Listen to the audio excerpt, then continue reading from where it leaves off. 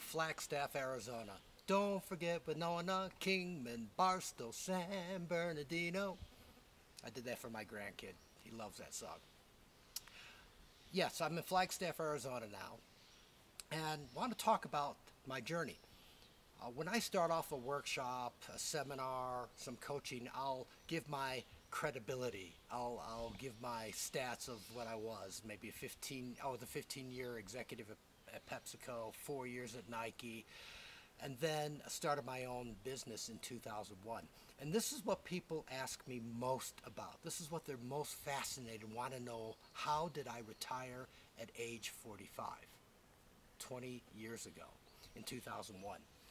So retirement for me was to do what I love to do, what I'm good at doing, and bring that into my everyday life and career.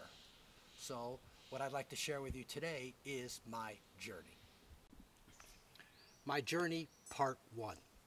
It all started when I was in Tokyo, Japan. I was with Pepsi and I attained the executive status there. And it was a great job, don't get me wrong. In fact, the reason why I can do what I do today, coaching leaders, is because of my experience at PepsiCo and Nike. But back then, I realized, although it was great, I didn't want to do that for the rest of my life because I wanted to have an impact.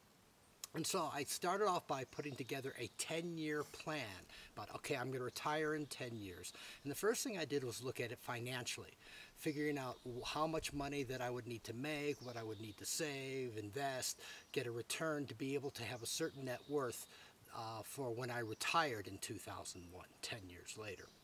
But then I really started realizing that although finances are important, not as critical as understanding what it is I was going to do.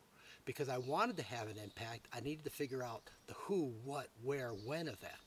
So I was reading a book by Stephen Covey called First Things First, and he talked about how we schedule our life, importance and urgency. And if you set two axes, and on one axis you put important, not important, on the other one you put urgent, not urgent, you create a two axes with four quadrants. And in each one are activities. The most important one is the not urgent but important. These are things that you need to have in your life that are very important to you, but they're not so urgent. So things like health, like long-term plans, like relationships. And so I started trying to populate that quadrant. And so I went through an exercise that I developed myself around identifying my strengths. And then I put another list together of what my passions were. And as I started populating those two lists, I started looking at drilling down, getting more specific around who, what, where, when for my strengths and passions. And from that, I was able to identify pretty precisely, pretty specifically, what are the things that I needed to start doing.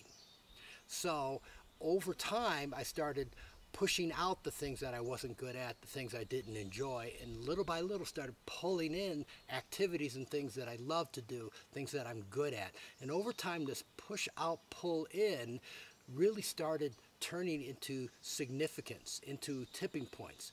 And I was preparing myself for that retirement, setting up that company in 2001. The exercise that I was referring to earlier, the one that I created doing the drill down list of strengths and passions, is called Dream and Achieve, DNA for short. And I published a book about it and developed a program to help people go through this process that I went through to be able to get to that retirement, to get to my path to purpose. So that's it for part one. In the next video, I will go over my journey part two.